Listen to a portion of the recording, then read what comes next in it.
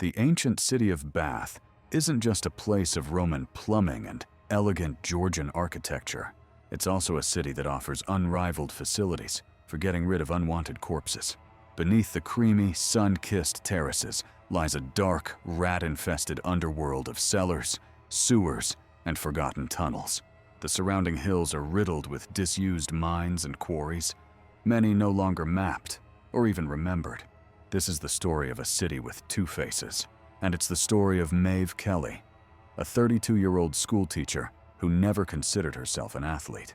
Her mother had always told her, "There are sporty girls and there are curvy girls, my darling. And you were born curvy." Maeve's life, however, is about to be completely overturned by a single, clumsy accident involving a piece of antique pottery. It's a mistake that will plunge her into the grueling world of long-distance running and set her on a collision course with a detective haunted by a brutal criminal and a lonely Russian woman trapped in a dangerous marriage. It all began with an act of kindness. Maeve's Aunt Jane nearly died from a cardiac arrest, but her life was saved by someone using a British Heart Foundation CPR kit. Grateful, Aunt Jane sent BHF baseball caps to the whole family. Maeve, who never wore hats, passed hers along to Trevor, a colleague from her school. Trevor, perhaps feeling awkward, gifted her something in return: a heavy, ugly, second-hand Toby jug. He mentioned it was an old family joke and that she could just donate it to the BHF charity shop. Annoyed at being given a chore, Maeve strapped the jug to her bicycle and set off. But on the way, a car cut her off and she braked hard. The bag split, and the jug shattered on the road. When she arrived at the BHF shop to apologize and make a small donation, she described the broken jug. The assistant, horrified, pulled up a valuation guide. The jug wasn't junk. Its dull biscuit shade and thin molding meant it was pre-Victorian Staffordshire pottery. A few shards fitted together revealed the maker's name: R. Wood. It could have been worth a fortune. Maeve was devastated. Her carelessness had robbed the charity of thousands. She lay awake for a week, crushed by guilt. She couldn't afford to repay the money, so she decided to earn it. She would become a fundraiser. She signed up for the other half, a grueling half marathon, and committed to raising £1,000 for the British Heart Foundation. There was just one problem. Maeve Kelly had not run anywhere in years. At the same time, in another part of Bath, Detective Superintendent Peter Diamond was in a foul mood. A new directive had raised the terror threat level to critical, and he was being forced to provide security for the very same other half marathon. Diamond hated running. He was a man built for sitting. As he watched the thousands of runners pass, his eyes landed on one man who made his blood run cold: Tony Pinto. Pinto was an ex-convict Diamond had personally put away years ago for a horrific crime. Pinto was a fuck-em-and-forget-em predator who preyed on young women. When one of his victims, a 19-year-old student named Bryony Lancaster, warned other girls about him, Pinto waited for her outside the club and viciously slashed her face with a knife, scarring her for life. Now, Pinto was out, looking fit, tanned, and not a day older. And he was running the race, trying to charm a blonde woman in a BHF shirt who looked visibly uncomfortable. Diamond's gut screamed that Pinto was evil, and he was right back to his old games. Far from the marathon, in the city's hidden underworld, an Albanian man named Spiro made a desperate dash for freedom. He was a victim of modern slavery, trapped in a windowless room with 5 others, forced into back-breaking, low-paid labor 7 days a week. His boss was a brutal gangmaster, the workers called the Finisher, a man who'd already killed at least one other who tried to escape. Spiro ran, powered by pure terror, his lungs burning. He was unexpectedly joined by another escapee, a tall, quiet man named Murat. Together, they fled, eventually stealing a pair of bicycles from the train station. After a day of frantic riding, they realized their best chance of survival was not in the countryside, but back in the crowded city. They would hide in plain sight in Bath, scavenging for food and sleeping rough. Maeve's training was agonizing. Her body protested every step. Trevor, her colleague, became her self-appointed and slightly obsessive coach. He gave her scientific advice about her lactic threshold, and to her discomfort, even moved into a flat across the street so he could keep an eye on her. One night, Maeve's lonely training run was interrupted by cries for help. She found a large, blonde woman crumpled in a dark basement well, bleeding from her mouth. This was Olga Ivanova. Maeve, despite her exhaustion, helped the heavier woman all the way back to her palatial home in Sydney Place. Olga, it turned out, was a wealthy, lonely Russian woman, trapped in a cold marriage to her husband, Konstantin. She too was trying to get fit, and she had a personal trainer, the gorgeous Tony Pinto. Maeve and Olga became unlikely friends, bonding over their fitness journeys. But Maeve was hiding a secret. The day before the race, wanting to talk strategy, she'd met up with an experienced runner she'd connected with, a charming, dark-haired man. They'd had drinks, and one thing led to another. She'd had a passionate one-night stand with him. His name was Tony Pinto. DS Diamond's obsession with Pinto intensified. He discovered the name of the woman Pinto had been pestering during the race: Belinda Pye. When he checked the race results, his blood ran cold. Belinda Pye was listed as DNF, did not finish. Diamond was now convinced Pinto had harmed her. He launched a full-scale investigation, visiting Belinda's empty, tidy bedsit. He tracked down Pinto's address, a basement flat in Duke Street.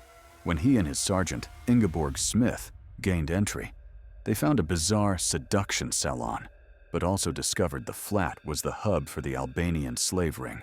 Diamond believed Pinto was the gangmaster, the finisher. But there was no sign of him. He hadn't been home since the race. Belinda was missing. Pinto was missing. Diamond ordered a massive search of Combe Down, the remote hilly area where Belinda had left the race course. His friend Paloma came along, bringing her neighbor's dog, a beagle named Hartley. As the police searched, Hartley sniffed out a clue: Belinda Pye's red BHF race shirt, number and all, rolled up and hidden under a hedge. Convinced he was now searching for a body, Diamond became frantic. He discovered an old, rusted grill, a ventilation shaft for a disused quarry. Ignoring safety protocols, he had a guide take him down into the darkness. He crawled on his hands and knees through a narrow, collapsing passage. As he emerged into a larger chamber, his helmet light flashed across the floor. He saw it, a body lying still, wearing running shoes. But in that same instant, his helmet struck the low ceiling. The roof gave way. A boulder crashed down, crushing his foot, and he blacked out. Diamond was rescued and rushed to the hospital, his mind reeling from the image of the body he'd seen. He was adamant the search must continue. His team returned to Combe Down. They found another shaft, this one for the Vinegar Down quarry. It showed signs of being recently disturbed. A team descended. This time, they recovered the body. Diamond, fresh from surgery, limped over to the body bag. He pulled down the zipper, and he gasped. It wasn't Belinda Pye. It was Tony Pinto. In that moment of shocking revelation, a call came through to the incident room. A Mrs. Hector, Belinda Pye's landlady, was reporting that her tenant had just returned to her room, alive and well. Belinda's story poured out. Pinto had sexually harassed her from the starting pen, groping her and making vile comments for miles. Terrified of being trapped with him in the upcoming mile-long tunnel, she'd fled the course, ashamed of failing her sponsors and terrified of Pinto. She'd hidden her shirt and checked into a hotel, hiding from the world for days. Diamond's case was in ruins. He'd been so sure Pinto was the killer, but Pinto was the victim. The slavery case, however, exploded. The Regional Crime Unit, ROQ, took over. Alerted by Diamond's discovery, they raided the Duke Street house. They also arrested the true controller of the slavery ring, a man hiding in plain sight as a billionaire, Olga's husband, Konstantin Ivanov. In the vault beneath their house, they found another body, Vassal, the first slave Pinto had finished. ROQ was satisfied. Their theory: Konstantin had ordered Pinto's death. Why? Because Pinto, as gangmaster, had allowed Spiro and Murat to escape, and that failure had to be punished. But Diamond knew this was wrong. The autopsy report was clear. Pinto hadn't been killed by a professional hit. He died from a simple linear fracture to the back of his skull, consistent with falling backward and hitting his head on the ground. Someone had then dumped his body down the shaft. Meanwhile, the escaped slave Murat had found refuge at the local Orthodox church. There, he met a lonely, kind-hearted parishioner, Olga. With her husband now in prison, she and the gentle giant Murat had fallen in love. Diamond was left with a killer still at large. He returned to the race footage. He knew Pinto's official finish time, 4 hours, 23 minutes. But when he watched the video, Pinto wasn't there. Someone else crossed the line at that exact second, their face hidden, registering Pinto's time. That's when Diamond understood. The killer wasn't Constantine. The killer had pushed Pinto, watched him die, and then, to create a perfect alibi, had taken Pinto's electronic timing chip from his shoe. He'd then rejoined the race and crossed the finish line, registering Pinto's time and making it look like he was alive for hours after his actual death. There was only one person who fit. Diamond went back to Maeve Kelly's house. This time, he didn't ask for Olga. He knew someone else was inside. He went upstairs. Hiding in the bedroom was Trevor. Trevor, the quiet PE teacher, the obsessive coach. He confessed everything. He had been infatuated with Maeve. He'd followed her and seen her at the pub with Pinto. He knew Pinto's reputation. He followed Pinto during the race, saw him harass Belinda, and then followed him again when Pinto went looking for Belinda on Comb Down. Trevor confronted him. They fought. He pushed Pinto, who fell backward, cracked his head on a rock, and died.